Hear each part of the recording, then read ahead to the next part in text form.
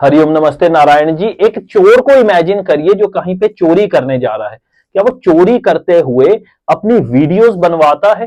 क्या वह अपनी फोटोज खिंचवाता है कि कब तिजोरी खोली, आगे सामान पड़ा हुआ है वो बैग में डाला? ऐसी फोटोज या वीडियोस वो कभी बनवाएगा?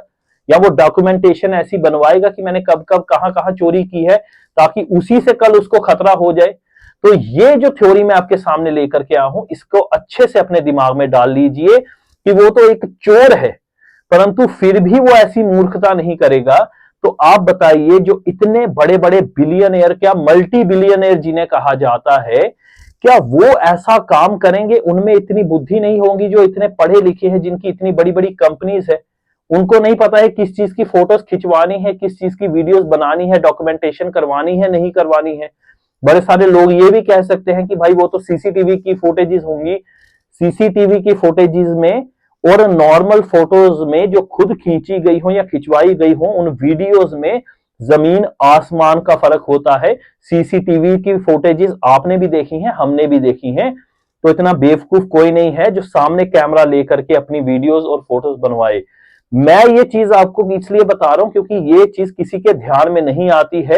और ये सब कुछ यदि उन्होंने करवाया है, फिल्मिंग करवाई है, फोटोज खिंचाई है, डॉक्यूमेंटेशन बनवाए हैं, तो ये लीक कैसे हो गए? कभी आपने ये बात सोची है? जबकि सबसे बड़े बिजनेसमैन वही हैं। सारी कंपनीज, डाटा वाली या फिर व्हाट्सएप आदि जो है, इनके मेजर शेयर्स होते हैं बीच में। क्या इनकी अनुमति के बिना कभी भी इनकी फाइल्स आदि बाहर आ सकती हैं? जरा एक बार दिमाग लगा करके सोचिए। और अगर ये बाहर आई हैं, तो कहीं ऐसा तो नहीं कि ये जानबूझकर आप तक पहुंचाई गई हैं? अब आप पूछेंगे कि ये जानबूझकर हमारे तक पहुंचाई क्यों गई हैं? यही तो इस वीडियो का मेन मुद्दा है। हमारे यहां पर यह बात अच्छे तरीके से आपको समझाना आवश्यक है कि ये सब चीजें जब आप देखोगे, तब आपकी मेंटल हेल्थ जो है ना, ये धीरे धीरे करके पोर होना शुरू हो जाती है। आपको लगता होगा कि नहीं, हमें कोई फर्क नहीं पड़ रहा, लेकिन सबकॉन्शियसली आपको बहुत बड़ा फर्क पड़ रहा है इससे। इससे सबसे बड़ी जो गंभीर चीज होती है, वो ये होती है कि मनुष्य नास्तिकता की तरफ बढ़ता है। इंसान जब बार बार इस चीज को देखता है ना, तो उसके दिमाग में बार बार ये चीजें आती हैं कि छोटी छोटी बच्चियां हैं, तो इतनी बुराई क्यों है इस संसार में? या भगवान ने इनको बचाया क्यों नहीं? या ये लोग जो इतने घृणित कर्म करते हैं, फिर भी बहुत ज्यादा सुखी हैं या धनवान है, भगवान ने इनका धन क्यों नहीं छीन लिया? हालांकि वो नहीं जानते कि समाज किस प्रकार से काम करता है। अच्छा कर्म हो या बुरा कर्म हो, ये दोनों बीज होते हैं जो कि अपना समय आने पर ही फल देते हैं। आज आप मिट्टी में फल गाड़ दीजिएगा, बीज गाड़ दीजिएगा, तो ऐसा नहीं है 4 दिन बाद वह खिल ही जाएगा। वह जब उसकी ऋतु आएगी तभी खिलेगा। जो फल हमें या जो पौधा सर्दियों में लगता है ना, वो सर्दियों में ही उगेगा, और जो गर्मियों में उगता है वो गर्मियों में ही उगेगा। यही नियति होती है। खैर, इन सब से वापिस पीछे आते हैं। जब इंसान बार बार ऐसे थॉट्स लाता है कि इनको कोई सजा क्यों नहीं मिल रही, आदि आदि, इन्होंने घृणित कर्म भी किए हैं, तो वह नास्तिकता की ओर बढ़ता है। और नास्तिकता के साथ ही मार्केट जुड़ी हुई होती है, नास्तिकता के साथ ही इंडस्ट्रीज जुड़ी हुई होती हैं। क्या है कि आध्यात्मिक व्यक्ति इंडस्ट्री चलने का कारण बन सकता है? जिसको पता है मेरे पास एक लोई है, एक धोती है, वो वर्षों वर्ष उसे चलाता है। परंतु जब मनुष्य नास्तिकता की ओर, संसार की ओर बढ़ता है, तब वह भिन्न प्रकार की चीजें कंज्यूम करने को ही अपना जीवन समझ लेता है।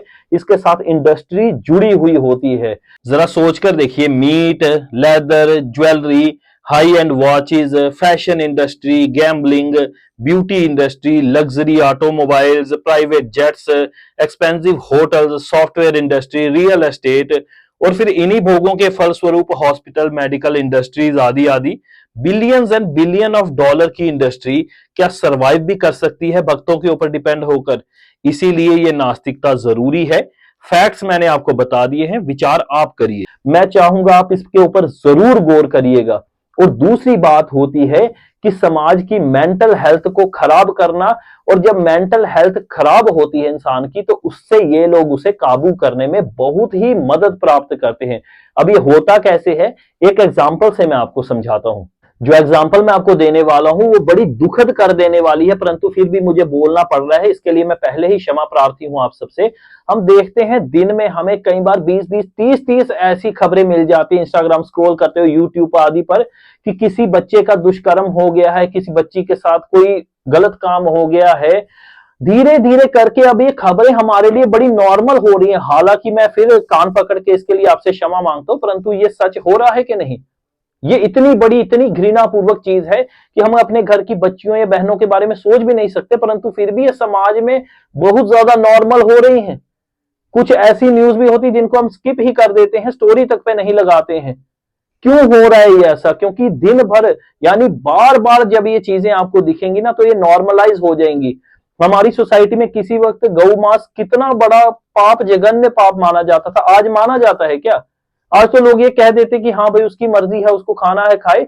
मैं बस आपको यही समझा रहा हूं, ये जो छोटे छोटी बच्चियों के साथ जो दुष्कर्म है या इस प्रकार की स्लेवरी है, इसको नॉर्मलाइज किया जाएगा, यही सब आपको बार बार दिखा करके।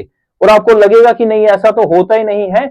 आप लोग मेंटालिटी की जिस स्टेज पर अभी खड़े हैं ना, ये उसके शिखर पर खड़े हैं। इन्होंने ह्यूमन बिहेवियर को पढ़ा होता है, ये जानते हैं किसी भी चीज को समाज में नॉर्मलाइज कैसे करवाया जाता है। तो दो प्रकार की ये चीजें हैं जो कि मेरे को एक व्यक्ति से आप मान सकते हैं सूचना मिली कि ऐसा है कि ये जो चीजें हैं ये हम तक जानबूझकर पहुंचाई गई हैं, ये फाइल जानबूझकर लीक करवाई गई हैं। भाई बताइए कौन इसे जो है आप कह सकते हैं कि हमारे सामने ला सकता था बिना इनकी मर्जी के? सारा कानून इनके हाथों में होता है, सारी व्यवस्थाएं इनके हाथों में होती है। कोई एक आधा व्यक्ति हो तो मैं कह भी सकता हूं, अमेरिका तक के राष्ट्रपति, बताइए उससे बड़ा कौन होगा जिसके नीचे पूरी की पूरी व्यवस्था होती है? क्या वो रोक नहीं सकता था इसे बाहर आने से? उनके पास हजारों हथकंडे थे, परंतु उन्होंने नहीं अपनाए, क्योंकि इसके पीछे जो थ्योरी है वो बहुत डार्क है। अभी हो सकता है जो मैं सोच रहा हूं वो 1% भी ना हो, इससे भी कहीं आगे की तैयारी हो। तो ये मेरी एक छोटी सी इसके प्रति थ्योरी थी। आप इसके बारे में क्या सोचते हैं कमेंट में जरूर लिखिए। और अगर आप भी ऐसा ही सोचते हैं तो मुझे पूरी उम्मीद है कि हम लोग एक सही दिशा की ओर बढ़ रहे हैं। आप सबने यहां तक देखा है, आप सबका आभार है। नारायण।